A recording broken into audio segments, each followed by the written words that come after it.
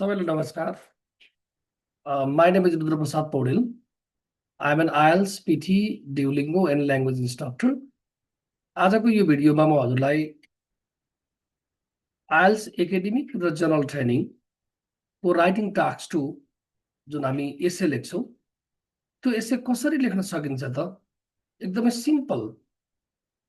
Simple तरिकाले हामीले एसेलाई कसरी प्रस्तुत गर्न सक्छौं त भन्ने विषयमा म आज हजुरलाई जानकारी गराउन गइरहेको छु। हजुरलाई यो भिडियो मन पर्यो भने कृपया मेरो च्यानललाई सब्स्क्राइब गरिदिनु होला। So let's start the lesson. हामीलाई थाहा छ आइएल्ट्स एकाडेमिक र जनरल ट्रेनिङ को राइटिङ टास्क 2 मा हामीले विभिन्न प्रकारका एसेहरू मध्ये हजुरले एउटा एसे लेख्नु पर्ने हुन्छ र सबै एसेको लेख्ने हाम्रो Band 9 model structures IELTS writing task 2 को एउटै हुन्छ र हाम्रो विशेषतः हामीले एसेलाई 3 वटा पार्टमा हामीले लेख्न सक्छौं र यो हाम्रो एकाडेमिक राइटिङ टास्क 2 जुन हामीले एकाडेमिक नेचरको एसे लेख्नु पर्ने हुन्छ यसमा हामीले 3 वटा पार्ट्समा एसेलाई प्रस्तुत गर्ने गर्छौं अथवा 3 वटा भागहरुमा एसेलाई हामीले प्रस्तुत गर्ने गर्छौं र पहिलो भनेको हाम्रो के हो त भन्दा इन्ट्रोडक्सन पछाडी हामीले के गर्छौं त भन्दा बडी प्याराग्राफलाई के गर्छौं प्रस्तुत गर्छौं। After writing the introduction you will present the body paragraph हैन। हजुरले के गर्नुहुन्छ बडी प्याराग्राफलाई प्रस्तुत गर्नुहुन्छ र बडी प्याराग्राफलाई प्रस्तुत गरिसकेपछि हजुरले के गर्नुहुन्छ भन्दा कन्क्लुजन लेख्नु पर्ने हुन्छ है। अब the number of body paragraph differs based on the parts of essay. हाम्रो बडी प्याराग्राफको पार्ट कतिवटा हुन्छ कतिवटा बडी प्याराग्राफ हुन्छ भन्ने कुरामा धेरैलाई दुविधा हुन सक्छ। त्यसैले बडी प्याराग्राफको कुरा कस्तो हुन्छ भने हाम्रो विशेष गरी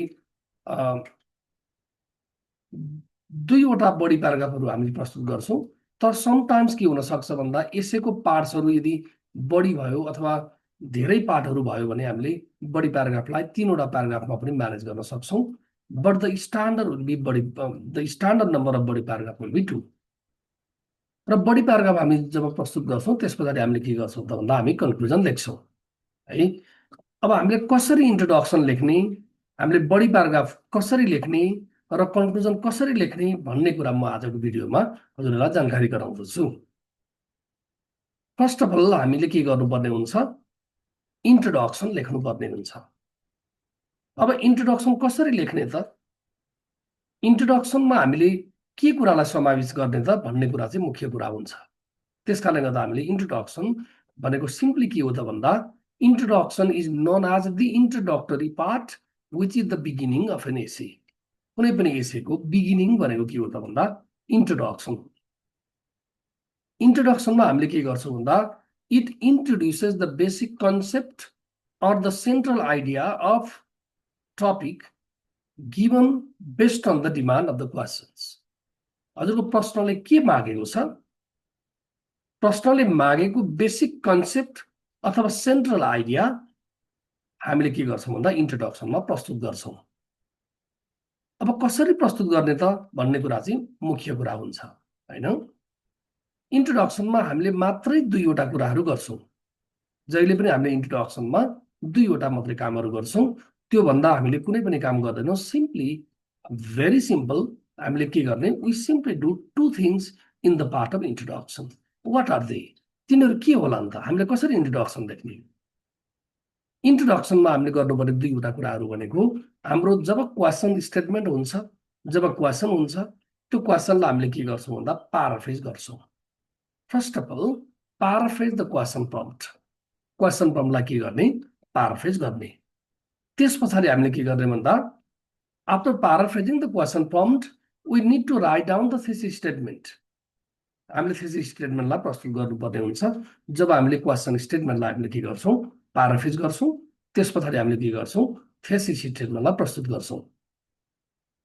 अब प्याराफ्रेज कसरी गर्ने त भन्ने विषयमा पनि हाम्रो प्रश्न उठ्न सक्छ। त्यसकारण गर्दा हामी प्याराफ्रेज गर्ने तरिका पनि म हजुरलाई सिकाउँछु। What is paraphrasing? First of all paraphrasing भनेको के त? प्याराफ्रेजिङ refers to the process of presenting the same idea without altering the basic concept or meaning। हजुरको जुन क्वेशन स्टेटमेन्ट हुन्छ प्रश्न हुन्छ त्यो प्रश्नमा भएको जुन मुख्य कुरा हुन्छ त्यो मुख्य कुरालाई हजुरले के गर्ने भन्दा रिस्टेट गर्ने हो त्यसलाई हजुरले के गर्ने भन्दा प्रस्तुत गर्ने तर क्वेसनको बेसिक जुन मिनिङ छ क्वेसनको बेसिक मिनिङलाई हामीले के गर्नु हुँदैन अल्टर गर्नु हुँदैन अथवा हजुरले प्याराफ्रेज गर्नुहुन्छ क्वेसन स्टेटमेन्ट छ त्यसलाई हजुरले प्याराफ्रेज गर्नुहुन्छ तर त्यसको मिनिङ चाहिँ के होस् त भन्दा सेम होस् अब प्याराफ्रेज गर्ने हाम्रा विशेष गरी तीनवटा तरिकाबाट हामीले क्वेसन स्टेटमेन्टलाई के गर्न सक्छौँ प्याराफ्रेज गर्न सक्छौँ ती तीनवटा तरिकाहरू के हुन् त फर्स्ट अफ अल हामीले प्याराफ्रेज गर्ने पहिलो तरिका भनेको हजुरको के हो त भन्दा use synonyms or similar words question स्टेटमेन्टमा भएका वर्डहरूको हजुरले सिमिलर वर्डलाई प्रयोग गरेर हजुरले के गर्नुहुन्छ हजुरले त्यसलाई प्याराफ्रेज गर्नुहुन्छ त्यसपछि हामीले के गर्छौँ भन्दा another way the first way is to use synonyms of the words that you see in your questions हजुरले क्वेसनमा देख्नु भएको वर्डलाई के गर्ने भन्दा प्याराफ्रेज गर्ने सिनोनिम्सलाई प्रयोग गरेर हैन र अर्को तरिका भनेको हाम्रो के हो त भन्दाखेरि चेन्ज द सेन्टेन्स स्ट्रक्चर जुन हाम्रो क्वेसन स्टेटमेन्ट हुन्छ त्यो क्वेसन स्टेटमेन्टमा भएको जुन स्ट्रक्चर छ त्यो स्ट्रक्चरलाई हामीले के गर्छौँ परिवर्तन गर्छौँ फर इक्जाम्पल हाम्रो कुनै एक्टिभ फर्ममा स्ट्रक्चर छ भने हामीले त्यसलाई के गर्छौँ भन्दा प्यासिभ फर्ममा त्यसलाई हामीले के गर्छौँ कन्भर्ट गर्छौँ यसरी पनि हामीले के गर्न सक्छौँ भन्दा क्वेसन स्टेटमेन्टलाई हामीले प्याराफ्रेज गर्न सक्छौँ र अर्को तरिका भनेको के हो त भन्दा हामीले वर्ड फर्म अथवा नोमिनलाइजेसन भन्न सकियो फर इक्जाम्पल हजुरको क्वेसन स्टेटमेन्टमा भर्बहरू छन् भने त्यसलाई हजुरले नाउनमा कन्भर्ट गर्न सक्नुहुन्छ हजुरको नाउन छ भने त्यसलाई हजुरले भर्बमा कन्भर्ट गर्न सक्नुहुन्छ यो तरिकाबाट हामीले के गर्न सक्छौँ भन्दा क्वेसन स्टेटमेन्टलाई प्याराफ्रेज गर्न सक्छौँ हामीले के भन्यौँ हामीले फर्स्ट अफ अल हामीले के गर्ने one way is to use synonyms another way is to change the structure and another way is to change the word form for example noun into verb verb into noun हैन हामीले question स्टेटमेन्टलाई हामीले paraphrase गर्यौं paraphrase गर्ने हाम्रा तीनवटा तरिकाहरू हामीले बुझ्यौं त्यसपछि हामीले के गर्ने त भन्दा जब क्वेसन स्टेटमेन्टलाई प्याराफ्रेज गर्छौं प्याराफ्रेज गरिसके पछाडी इन्ट्रोडक्सनको पार्टमा हामीले के गर्छौं थेसिस स्टेटमेन्टलाई प्रस्तुत गर्छौं अब थेसिस स्टेटमेन्ट भनेको के हो त भन्ने कुरा हजुरलाई जिज्ञासा हुन सक्छ र यो हाम्रो एकाडेमिक राइटिङ टास्क 1 मा थेसिस स्टेटमेन्टलाई हामीले अनिवार्य रूपमा प्रस्तुत गर्नुपर्छ थेसिस स्टेटमेन्ट भनेको सिम्पली बुझ्दा के बुझ्नु पर्यो भन्दा त्यस्तो प्रकारको स्टेटमेन्ट जसले इक्जामिनरलाई हजुरले कस्तो विषयको एसे लेख्दै हुनुहुन्छ भन्ने कुराको जानकारी थेसिस स्टेटमेन्टले गराउँछ त्यसकारणले गर्दा thesis statement refers to the process of introducing the subject matter that you are going to write down in your essay हजुरले आफ्नो एसेमा के लेख्न खोज्दै हुनुहुन्छ त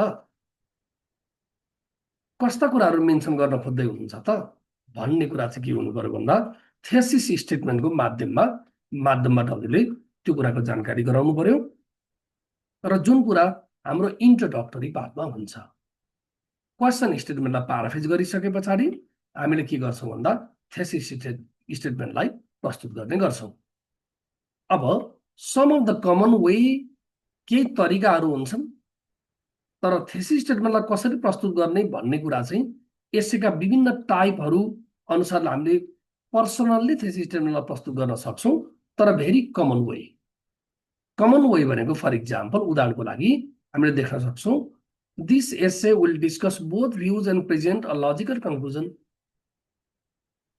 यस्तो प्रकारको स्टेटमेन्ट हुन सक्छ अथवा this essay will present the advantages and disadvantages with the logical conclusion अथवा this essay will discuss the major causes and effects and present a logical conclusion अथवा this essay will present my personal opinion on why I totally agree with the statement यस्तो प्रकारको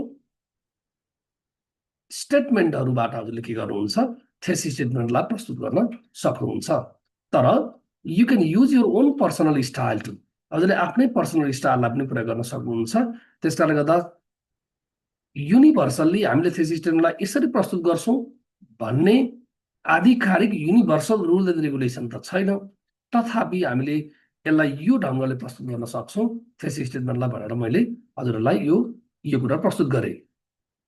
र त्यस पछाडि अब हाम्रो question स्टेटमेन्टमा हामीले इन्ट्रोडक्सन लेख्यौं, इन्ट्रोडक्सनमा हामीले क्वेसन स्टेटमेन्टलाई प्याराफ्रेज गर्यौं, त्यस पछाडि हामीले के गर्यौं त भन्दा थेसिस स्टेटमेन्टलाई प्रस्तुत गर्यौं। अब हाम्रो मेन सब्जेक्ट म्याटर केमा रहन्छ? बडी प्याराग्राफमा रहन्छ। र बडी प्याराग्राफमा रहन्छ, बडी प्याराग्राफ भनेको चाहिँ मुख्य पाठ हो, or the content, let's say the subject matter that you are going to present in your essay. हजुरको एसेमा प्रस्तुत गर्न खोज्नु भएको मुख्य सब्जेक्ट म्याटर चाहिँ केमा हुन्छ? बडी प्याराग्राफमा हुन्छ है। So body paragraph refers to the part where you present the content of the subject matter asked in the questions. प्रश्नमा सोधिएको मुख्य विषयवस्तु हजुरले के गर्नुहुन्छ? बडी प्याराग्राफमा प्रस्तुत गर्नुहुन्छ। अब बडी प्याराग्राफ कस्तो हुनुपर्छ, कत्रो हुनुपर्छ भन्ने विषयमा पनि जिज्ञासा हुन सक्छ। एटलिस्ट हाम्रो बडी प्याराग्राफ कम्तीमा पनि 5 सेन्टेन्स टु 6 सेन्टेन्स कम्तीमा हुनुपर्छ। एउटा बडी प्याराग्राफमा कम्तीमा पनि कति हुनु पर्यो? 5 to 6 सेन्टेन्स हुनु पर्यो, but it can be more than 6 sentences too. It depends on the type of questions हैन, हजुरको प्रश्न कस्तो प्रकारको छ त्यसले पनि हजुरलाई डिटरमाइन गर्छ। त्यसकारणले गर्दा नर्मल्ली एटलिस्ट हाम्रो कति हुनु पर्यो? 5 to 6 सेन्टेन्स हुनु पर्यो। Ideally a body paragraph consists of at least 5 to 6 sentences in IELTS writing examination. यसलाई भ्यालिड मानिन्छ र यसलाई एकाडेमिक मानिन्छ। अब बडी प्याराग्राफ कसरी लेख्ने अथवा बडी प्याराग्राफमा के कुराहरू हुन्छन् भन्ने कुराको पनि जानकारी म हजुरलाई गराउन चाहन्छु। र एउटा बडी प्याराग्राफमा in a body paragraph there are 4 things to include. हजुरले 4 वटा कुराहरू बडी प्याराग्राफमा अनिवार्य के गर्नुपर्ने हुन्छ? प्रस्तुत गर्नुपर्ने हुन्छ। What are they? तिनीहरू के हुन् त? 4 वटा। Okay, so let's see. Body प्याराग्राफमा फर्स्ट अफ अल हजुरको के हुन्छ? Your body paragraph will be started from the topic sentence. हजुरको बडी प्याराग्राफ भनेको केबाट सुरु हुन्छ? टपिक सेन्टेन्सबाट सुरु हुन्छ। टपिक सेन्टेन्स भनेको के हो त? टपिक सेन्टेन्स भनेको बेसिक कन्सेप्ट हो, बेसिक सब्जेक्ट म्याटर हो, जुन हजुरले एसे अथवा बडी प्याराग्राफको सुरुमा प्रस्तुत गर्नुहुन्छ। र यसलाई कसरी प्रस्तुत गर्ने त? नर्मल्ली हाम्रो एसे एकाडेमिक हुने भएको कारणले गर्दा हजुरले प्रयोग गर्नुपर्ने फर्म भनेको बेसिकली प्रेजेन्ट फर्म प्रयोग गर्नुहुन्छ। Let's say the body paragraph should be presented by using present form. Present form प्रस्तुत गरेर हजुरले के गर्नुहुन्छ? अथवा it might be simple present tense. यो के हुन सक्छ? सिम्पल प्रेजेन्ट टेन्सको माध्यमबाट हजुरले बडी प्याराग्राफलाई बडी प्याराग्राफमा टपिक सेन्टेन्सलाई हजुरले प्रस्तुत गर्नुहुन्छ।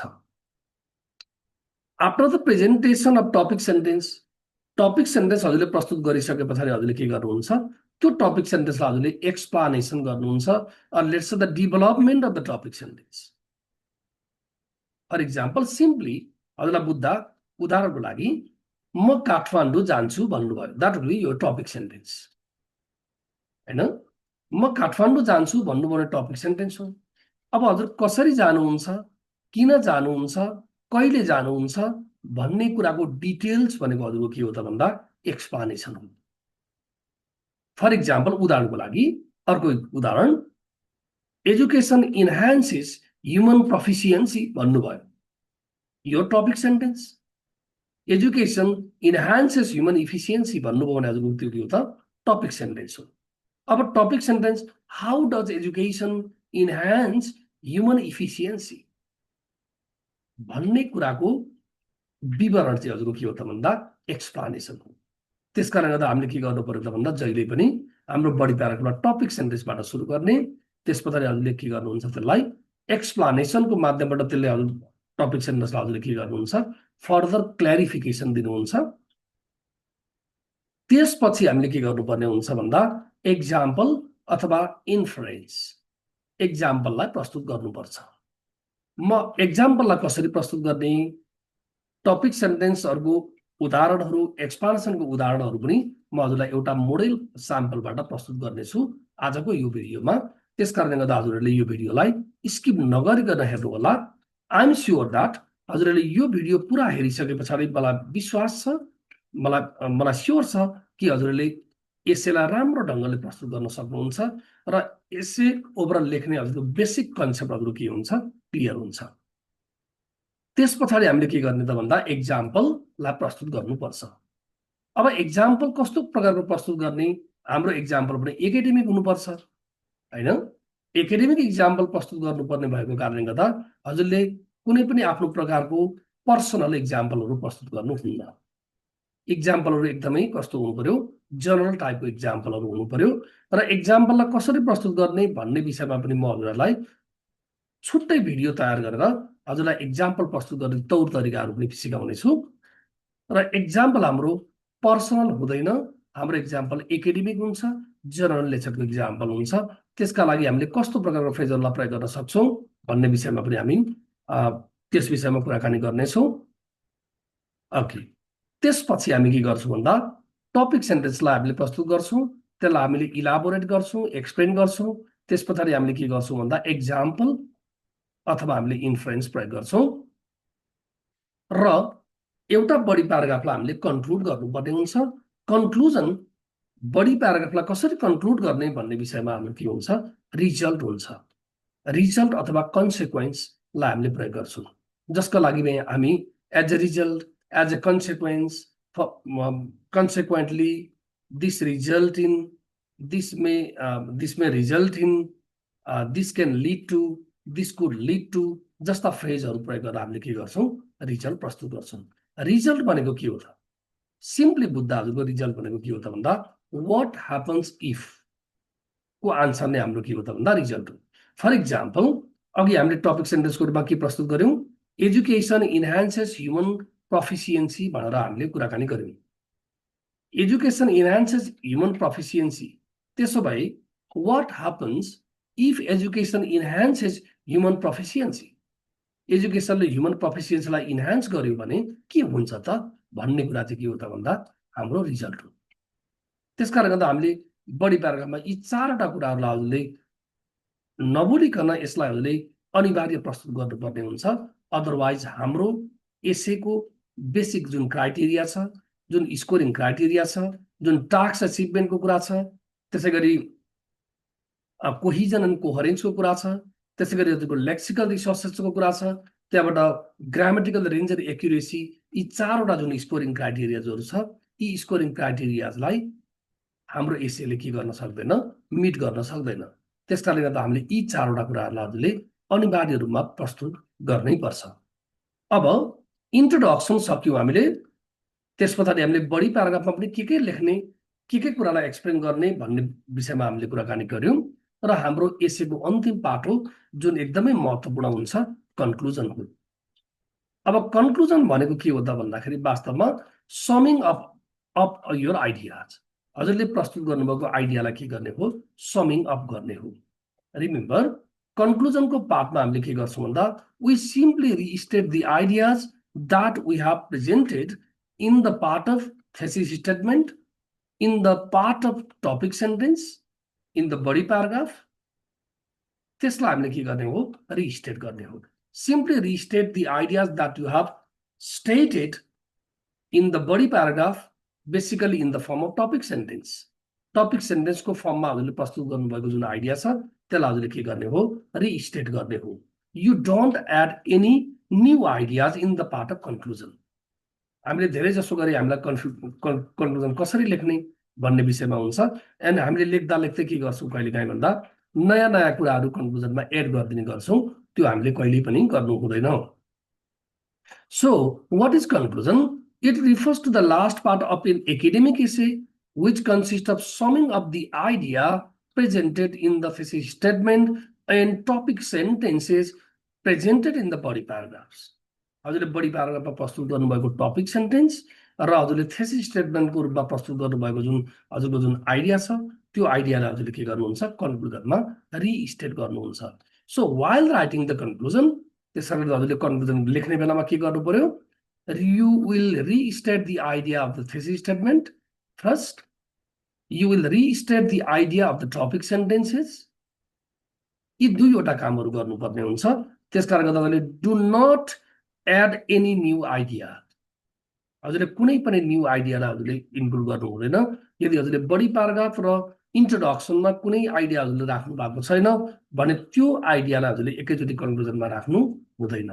त्यसकारण गर्दा हाम्रो एसेको बेसिक स्ट्यान्डर्ड भनेको इन्ट्रोडक्सन, बडी प्याराग्राफ र कन्क्लुजन भयो। अब यसको आधारमा म हजुरलाई एउटा स्याम्पल पनि प्रस्तुत गर्छु, जुन स्याम्पलबाट हजुरलाई अझ फर्दर क्लियर हुन्छ कसरी प्रस्तुत गर्ने त। So let's C one module है त, एउटा मोड्युल हेरौँ। द क्वेसन सेज, क्वेसनले भन्छ some people say that professional workers such as doctors, nurses and teachers who make great contribution to society should be paid more than people in the field of sports and entertainment भन्यो। यो हाम्रो के हो त, question statement हो। Question स्टेटमेन्टले के भन्दैछ भन्दा केही मानिसहरूले सोध्ने गर्छन् कि प्रोफेसनल वर्कर्सहरू, डक्टर्स, नर्स, टिचर्स जस्ता प्रोफेसनल पिपलहरू जसले समाजको लागि ठुलो योगदान गर्छन् उनीहरूलाई के गरिनुपर्छ भन्दा स्पोर्ट्स, खेलको अथवा मनोरञ्जनको क्षेत्रमा काम गर्ने मानिसहरूलाई भन्दा उनीहरूलाई के गरिनुपर्छ, बढी पेमेन्ट गरिनुपर्छ। हाम्रो यो क्वेसन स्टेटमेन्ट हो। To what extent do you agree or disagree, हजुर यो भनाइसँग कसरी सहमत हुनुहुन्छ, कति हदसम्म सहमत हुनुहुन्छ अथवा असहमत हुनुहुन्छ भनेर क्वेसन सोधिएको छ। अब हजुरले के गर्नु पर्यो भन्दा बेसिक आइडियालाई जेनेरेसन गर्नु पर्यो। एसे लेख्नुभन्दा अगाडि हजुरले के गर्नुपर्ने हुन्छ, आइडिया जेनेरेसन गर्नुपर्ने हुन्छ। You are strongly suggested to consume at least 5 minutes for generating your ideas to make your essay so coherent, हैन। हजुरले कोहरेन्ट बनाउनको लागि आइडिया जेनेरेसन गर्नुपर्ने हुन्छ। हजुरले if you write down your essay without generating the basic ideas you will feel very complicated and the thing that you have written should be erased time and again, हैन। हजुरले लेख्नु भएको कुरालाई फेरि मेट्नु पर्ने अवस्था हुन सक्छ, हाम्रो एसे सिस्टमेटिक नहुन सक्छ। त्यसकारण गर्दा हामीले के गर्नुपर्ने हुन्छ भन्दा आइडियालाई जेनेरेसन गर्नुपर्ने हुन्छ। अब यो एसेको सवालमा to what extent do you agree or disagree भन्यो। अब हजुरले के गर्न सक्नुभयो, म एग्री छु भनेर हजुरले आफ्नो विचार व्यक्त गर्न पनि सक्नुहुन्छ, अथवा म डिसएग्री छु भनेर हामीले आफ्नो विचार व्यक्त गर्न पनि सक्नुहुन्छ, अथवा म पार्सियली एग्री छु अथवा डिसएग्री छु भनेर पनि हजुरले आफ्नो विचारहरू प्रस्तुत गर्न सक्नुहुन्छ। आजको यो भिडियोमा मैले हजुरलाई स्याम्पल प्रस्तुत गर्छु र नेक्स्ट भिडियो मा हजुरलाई म यसको बेसिक स्ट्रक्चर नै प्रस्तुत गर्ने कोसिस गर्छु। त्यसैले यो मेरो च्यानललाई सब्स्क्राइब पनि गरिदिनु होला भन्ने रिक्वेस्ट गर्छु है त। So let's start introduction. हाम्रो क्वेसन के हो त, some people say that professional workers such as doctors, nurses and teachers who make great contribution to society should be paid more than people in the field of sports and entertainment भनेको छ। अब यसलाई हामीले के गर्नु पर्यो त भन्दा प्याराफ्रेज गर्नु पर्यो। क्वेसन स्टेटमेन्टलाई हामीले के गर्नु पर्यो, प्याराफ्रेज गर्नु पर्यो र त्यसपछि हामीले के गर्नु पर्यो, थेसिस स्टेटमेन्टलाई राख्नु पर्यो इन्ट्रोडक्सनमा है त। सो अब हामी यसलाई प्याराफ्रेज गरौँ है। It is believe by some people that भन्नुभयो। सम पिपल से दैटलाई हजुरले के भन्नुभयो, it is believe by some people that भन्नुभयो। हजुरले यसलाई सिनोनिम्सको माध्यमबाट र स्ट्रक्चर हजुरले चेन्ज गर्नुभयो। सम पिपल से हाम्रो एक्टिभ फर्ममा थियो भने it is believe by some people that भन्नुभयो, यो कुन फर्ममा छ, प्यासिभ फर्ममा छ। Professional personal such as doctors, caretakers, and tutors should be given more salary as compared to individuals working in the field of games, athletics, and amusement भनेर हजुरले के गर्नुभयो, यसलाई वर्डहरूलाई प्याराफ्रेज गर्नुभयो। जस्तो फर इक्जाम्पल उदाहरणको लागि हजुरले नर्सलाई केयरटेकर्स भन्नुभयो, टिचर्सलाई हजुरले ट्युटर्स भन्नुभयो। सबै वर्डहरू प्याराफ्रेज गर्नै पर्छ 100% भन्ने पनि होइन। हामीले डक्टर्सलाई डक्टर्सै भन्दा इट्स फाइन है। अब हजुरले भन्नुभयो should be given more salary भन्नुभयो। हामीले यहाँ पनि हामीले सुड बी पेड मोर भन्ने कुरालाई should be given more salary भन्यो। देन भनेको छ हामीले एज कम्पेयर टु इन्डिभिजुअल्स भनेर हामीले कुराकानी गऱ्यौँ। देन पिपुललाई हामीले के गर्यौँ, as compare to individuals working in the field of games, हामीले स्पोर्ट्स एन्ड इन्टरटेनमेन्टलाई हामीले के भन्यौँ, गेम्स, एथलेटिक्स एन्ड अम्युजमेन्ट भनेर हामीले यसलाई के गर्यौँ, क्वेसन स्टेटमेन्टलाई प्याराफ्रेज गर्यौँ र हाम्रो रियल एक्जामिनेसनमा पनि हामीले के गर्नुपर्ने हुन्छ, यसै गरी क्वेसन स्टेटमेन्टलाई हामीले पाराफ्रेज गर्नुपर्ने हुन्छ। अब हाम्रो बाँकी के रह्यो त, क्वेसन स्टेटमेन्टलाई पाराफ्रेज गरिसके पछाडि हामीले थेसिस स्टेटमेन्ट राख्नुपर्ने हुन्छ हैन। अब हाम्रो क्वेसन यो हो र थेसिस स्टेटमेन्ट यहाँसम्म हामीले पाराफ्रेज गर्यौं। अब हामी थेसिस स्टेटमेन्ट राख्छौं, this essay will present my personal opinion on why I totally agree with the statement with the logical conclusion भनेर हामीले के गर्यौं, यसलाई थेसिस स्टेटमेन्ट राख्यौं। यो मेरो एसेले वास्तवमा मेरो पर्सनल ओपिनियन, म यसलाई किन सपोर्ट गर्छु भन्ने कुरालाई व्यक्त गर्छ भनेर हजुरले के गर्नुभयो, इक्जामिनरलाई यो कुरालाई एकाडेमिकल्ली इन्फर्म गर्नुभयो। यो हाम्रो थेसिस स्टेटमेन्ट हो। थेसिस स्टेटमेन्टको प्रेजेन्टेसन यसैपछि अलग अलग हुन सक्छ र यो भनेको हाम्रो एकदमै कमन वे। हजुरले सबै प्रकारको एसेमा हजुरले यो प्रकारको स्ट्रक्चरलाई के गर्न सक्नुहुन्छ, फलोअप गर्न सक्नुहुन्छ, जुन अघि हामीले के पनि हेर्यौं, केही स्याम्पल पनि हेर्यौं अघिल्लो स्लाइड्समा। र अब त्यस पछाडि हजुरले के गर्नुहुन्छ भन्दा बडी प्याराग्राफलाई प्रस्तुत गर्नुपर्ने हुन्छ। We completed introduction by paraphrasing the question statement and putting the thesis statement हैन, त्यसो गर्यौं। अब हामी के गर्छौं भन्दा बडी प्याराग्राफ 1 राख्छौं। अब हामीले वाइ यु एग्री, हामीले एग्री गरिसक्यौं। अब एग्री किन गर्यौं त भन्ने कुरा चाहिँ हामीले के गर्नु पर्यो त भन्दा बडी प्याराग्राफमा प्रस्तुत गर्नु पर्यो। बडी प्याराग्राफमा अघि नै मैले हजुरलाई भनिसकेँ, 4 वटा कुरा हुनुपर्छ, टपिक सेन्टेन्स हुन्छ, एक्सप्लेनेसन हुन्छ, एक्जाम्पल हुन्छ र के हुन्छ, रिजल्ट हुन्छ। अब हेरौँ है त, ल topic sentence. The primary reason why I strongly come to an understanding regarding the high payment for the professional personnel is, हामीले कुनै पनि वर्डलाई भर्सक सकिन्छ भने वर्डलाई फरक फरक गर्नु पर्यो। एग्रीलाई हामीले के भन्यौं, कम टु एन अन्डरस्ट्यान्डिङ भनेर फेरि प्याराफ्रेज गर्यौं हैन। अब high payment for the professional personal is भन्यौं, the high payment of salary to proficient people may maintain sustainability from intellectual disappearance भन्यौं। हामीले के गर्यौं, प्रोफेसनल मानिसहरूलाई धेरै पेमेन्ट गर्ने हो भने यसले के गर्छ भन्दा इन्टेलेक्चुअल डिसएपियरेन्स अथवा बौद्धिक पलायन भन्ने हुन्छ। बौद्धिक पलायनबाट यसले के गर्न सक्छ, मेन्टेन गर्न सक्छ भनेर हामीले कुराकानी गर्यौं। त्यसकारण गर्दा म सपोर्ट गर्छु भन्नुभएको हैन। यसलाई हामीले के गर्नु भन्दा this is our topic sentence. यो हाम्रो के हो त भन्दा टपिक सेन्टेन्स हो। why you support or why you agree the statement, हजुरले यो स्टेटमेन्टलाई किन एग्री गर्नुहुन्छ भन्ने कुराको रिजन नै हजुरको के हो त टपिक सेन्टेन्स हो। The high payment of salary to professional people may maintain sustainability from intellectual disappearance भन्ने हाम्रो टपिक सेन्टेन्स हो। अब त्यस पछाडि हामीले टपिक सेन्टेन्सलाई प्रस्तुत गरेपछि हामी के गर्छौं, त्यसमा हामीले एक्सप्लेनेसन गर्छौं। त्यसलाई हामीले कसरी किन त भन्ने लजिक लगाएर हामीले के गर्छौं भन्दा त्यसको डिटेल्स राख्छौं। दिस इज हाउ, कसरी most of the professional people expect the large amount of remuneration on the basis of academic qualification if they are paid the same that is given to others such as entertainers, sports person, they will be demotivated from their career। यो हामीले expansion गर्यौं।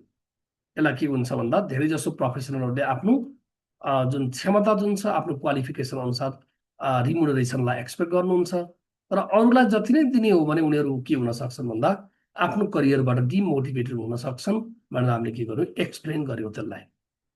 अब त्यस पछाडिको step के हो त भन्दा हाम्रो एक्जाम्पल राख्ने स्टेप हो हैन। हामीले टपिक सेन्टेन्स पनि राख्यौं, त्यसलाई एक्सप्लेन पनि गर्यौं र त्यस पछाडि हामीले अब के गर्नु पर्यो, एक्जाम्पल राख्नु पर्यो हैन। The underdeveloped countries, for example, are facing the problem of migration of doctors, caretakers, and teachers to the developed countries भन्यौं। Underdeveloped countries like Nepal, Nepal जस्तो अविकसित मुलुकहरू अथवा उदाहरणको लागि अन्डरडेभलप्ड कन्ट्रिज भन्नाले मैले नेपालको कन्टेक्स्ट लिए, यस्ता अविकसित मुलुकहरूबाट प्रोफेसनल मानिसहरू विदेशमा पलायन भइराख्नु भएको छ। उहाँहरू के भइराख्नु भएको छ, पलायन भइराख्नु पर्छ। कारण के हो त भन्दाखेरि लो पेमेन्ट नै हो। हामीले यसरी के गर्यौं भन्दा एक्जाम्पल राख्यौं। अब त्यस पछाडि हामीले के गर्छौं भन्दा रिजल्ट राख्छौं। रिजल्टलाई हामीले as a result, as a consequence, therefore, thus consequently which may result in, which in turn may result in, होइन, which can lead to, which could lead to, this can lead to, this could lead to, होइन। हजुरले यसरी यस्ता प्रकारका फ्रेजहरू राखेर हजुरले के गर्नुहुन्छ, रिजल्ट राख्नुहुन्छ। अब यस्तो भयो भने के हुन्छ त, this could also lead to the scarcity of the skillful personalities। अब स्किलफुल पर्सनालिटिजको के हुन सक्छ, स्कार्सिटी हुन सक्छ। यो हाम्रो के हो त भन्दा, यो हाम्रो रिजल्ट हो। अब we completed the first body paragraph, हामीले पहिलो बडी प्याराग्राफलाई पनि कम्प्लिट गर्यौं। अब हाम्रो पालो के हो त भन्दा दोस्रो बडी प्याराग्राफलाई प्रस्तुत गर्ने हो। अब दोस्रो बडी प्याराग्राफलाई कसरी प्रस्तुत गर्ने, we have generated the two reason, हामीले दुईवटा रिजनहरुलाई जेनेरेट गरेका छौं।